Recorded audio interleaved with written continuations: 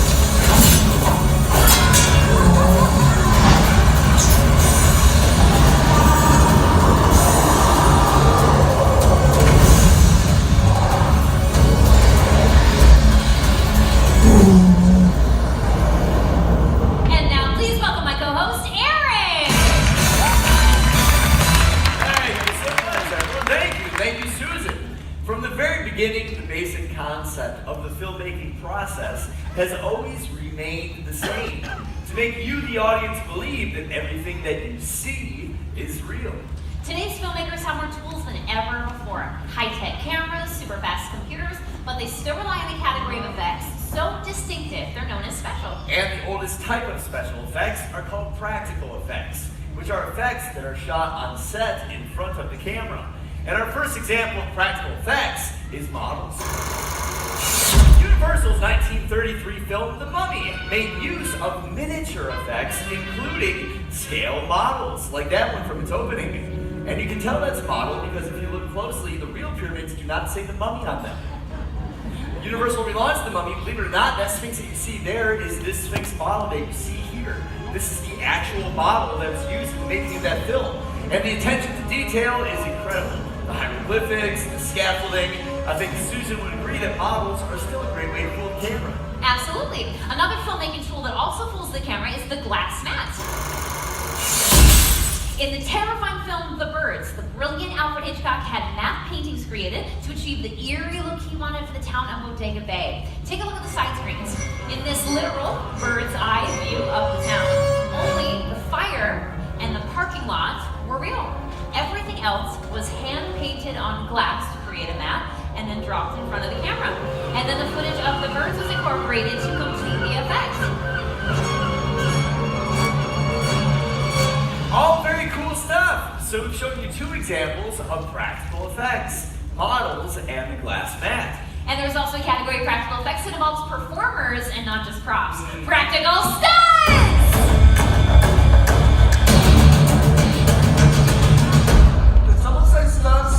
Please welcome our special effects show, Stunt Department! Yeah! Oh yeah, I like that, Susan. Chris came flying in over there. Justin was upside down. Susan, how come you and I couldn't get a fancy entrance like that? Because we're wearing nice clothes. You may not know their faces, but you have seen their work in countless television and movie projects, sometimes as stunt doubles for some of your favorite stars. Let me introduce them to you. We have Chris Giacomazzi, Hightown Chow, and our stunt coordinator, Justin Chambers. Welcome, guys. Hey. Justin, Susan? is it safe to say that stunt performers almost always double for actors when there's a fight scene? Yeah, absolutely. Actors don't like getting kicked in the face. Kicked in the face. Like this. Oh, is he okay?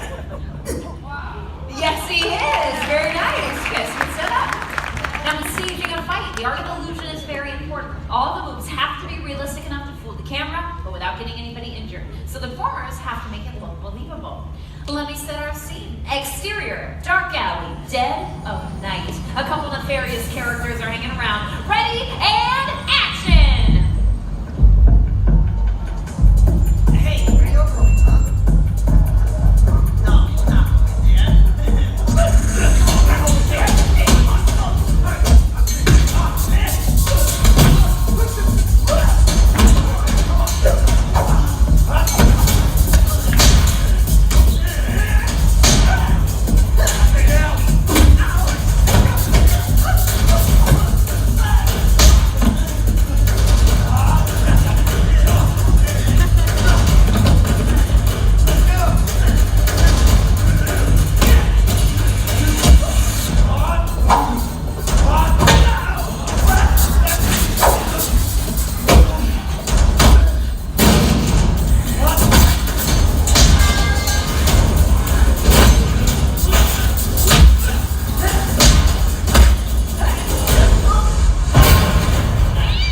Give it up for our stunt department! Outstanding, right? Needless to say, this isn't the type of thing any of our friends out there should try at home, right? That was correct. Great job, you guys. Don't worry, they'll be back. Did you notice the sound effects in that last scene? All those dynamic punches and the dumpster hits. What do we call those added sounds? It's called Foley. Now, you've probably heard the term Foley before. It's the process of adding sounds to films after they've been shot. But how familiar are you with his origins? Jack Foley, he wore many hats. He was a writer, he was a director, he was even a stunt double. But it's when he began producing sound effects for Universal Studios in the early 20s that he truly began to make a name for himself. For over 30 years, he worked here on the lot at Soundstage 10. And if he couldn't recreate a sound on stage, then he would go out and get it live. In fact, he invented a technique called direct picture, in which he would add sound effects to finished films all in one take. And he had to be completely in sync with the action on the screen, because if one mistake meant he had to start all over again. And to help us imagine what that must have been like, please welcome our first volunteers! The Barrett Gonzalez family from Los Angeles. Oh, yeah! Thank you so much for helping us out, guys. Now, they are going to demonstrate how these ordinary items can be repurposed to sound like something completely different than what you guys might think. For example, this water bottle could be used to articulate the sound of bones breaking. Check it out. Pretty cool, right? And you kids can try that at home, because parents love it when children pretend to break their bones. Take a look at your side screens. We're going to show you a split screen. On one side, you're going to see the hit comedy Identity Thief with Jason Bateman and Melissa McCarthy. On the other side, you're going to see Universal's Foley artists hard at work. Now I have a plan.